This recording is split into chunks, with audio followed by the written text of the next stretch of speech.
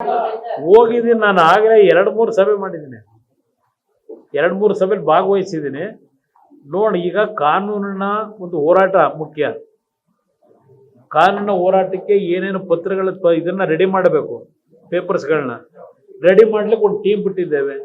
ಬಹುಶಃ ಅವೆಲ್ಲ ಪತ್ರಗಳು ಇನ್ನೊಂದು 2-3 ದಿವಸದಲ್ಲಿ ಸಂಪೂರ್ಣವಾಗಿ ದಾಖಲೆಗಳನ್ನು ಇಟ್ಕೊಂಡು ನ್ಯಾಯಾಲಯದ ಮುಂದೆ ಹೋಗಬೇಕು ಅಂತಕ್ಕಂಥದ್ದಕ್ಕೆ ಈಗಾಗಲೇ ಒಂದು ಟೀಮ್ ರಚನೆ ಮಾಡಿದ್ದೇವೆ.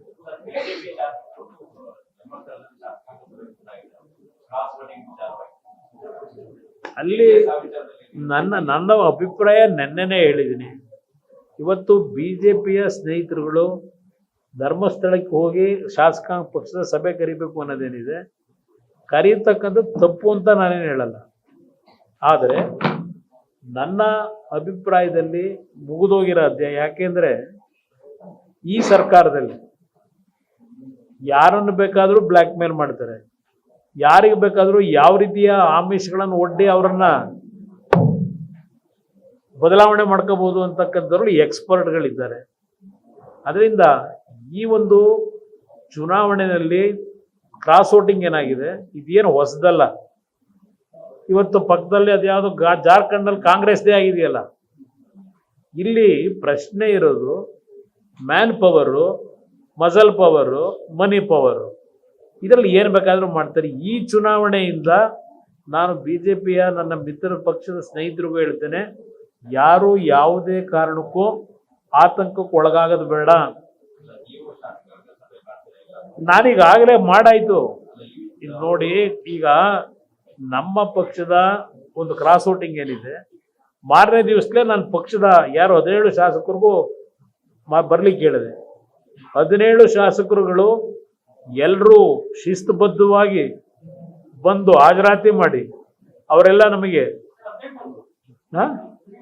18 ಇಲ್ಲ 17 ಅವ್ರು ಒಂದು ಆಗಲೇ ಹೋಗಿ 2 ವರ್ಷ ಆಗಿದೆ. ಅವ್ರ ಬಗ್ಗೆ ಚರ್ಚೆ ಬೇಡ.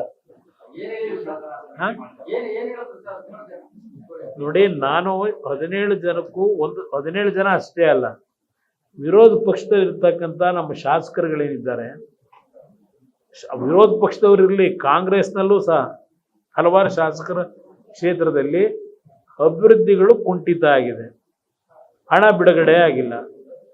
ಇವರು ನಮ್ಮ ಈಗಿನ ಮುಖ್ಯಮಂತ್ರಿಗಳು ಬಹಳ ಧಾರಾಳವಾಗಿದ್ದಾರೆ. ಅವ್ರು ಹೇಳಿದ್ದಾರೆ ಕೆಲವರಿಗೆಲ್ಲ, ನಿಮ್ಮ ಕ್ಷೇತ್ರಗಳಿಗೆ ಎಲ್ಲ ಅಭಿವೃದ್ಧಿಗೆ 50 ಕೋಟಿ ಬೇಕು, 100 ಕೋಟಿ ಬೇಕು, ತಕ್ಷಣ ಕೊಡ್ತೀನಿ ಅಂತ ಏನು ಹೇಳಿದ್ದಾರೆ.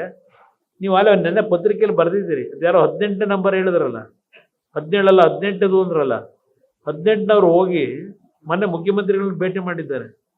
ನೀವು ಮಾಧ್ಯಮ ಸ್ನೇಹಿತರು ಕೇಳಿದಾಗ, ಇಲ್ಲ ಅಭಿವೃದ್ಧಿಗೆ ದುಡ್ಡು ಕೊಡ್ತೀನಿ ಅಂತ ಹೇಳಿದ್ರು, ಯಾವಾಗ ಕೊಡ್ತೀನಿ ಅಂತ ಕೇಳಕ್ ಬಂದಿದ್ದೀನಿ ಅಂತ ಹೇಳಿದ್ದಾರೆ. ಅದರಿಂದ ಅಭಿವೃದ್ಧಿಯ ಹೆಸರಿನಲ್ಲಿ ಕೆಲವರಿಗೆ ಸ್ವಲ್ಪ ಕ್ಷೇತ್ರದ ಜನತೆ ಮುಂದೆ ಹೋಗ್ಲಿಕ್ಕೆ, ಇವತ್ತು ಅಭಿವೃದ್ಧಿ ಆಗದೇ ಇದ್ರೆ 2 ವರ್ಷ ಚುನಾವಣೆ ಇದೆ, ಆ ಹಿನ್ನೆಲೆಯಲ್ಲಿ ಕೆಲವರು ಕ್ರಾಸ್ ಔಟ್ ಮಾಡಿರ್ಬೋದು.